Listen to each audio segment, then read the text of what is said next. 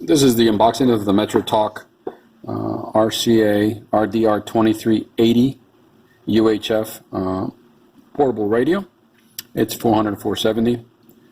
Comes with 3-year warranty, and it does meet the DMR standard, which makes it compatible with all DMR standard radios. So as you open up the box, you will get an instruction manual which covers all the features of this radio and gives them a brief explanation, standard fare for this kind of product.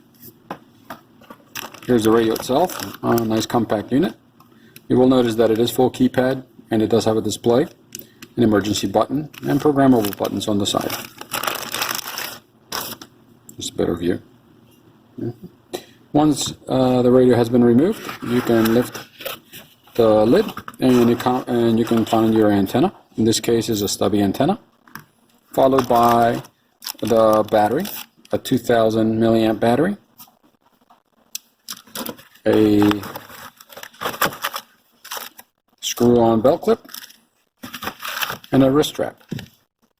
So this is all you get, and you can purchase the charger separately or not at all, but then you won't be able to charge your batteries.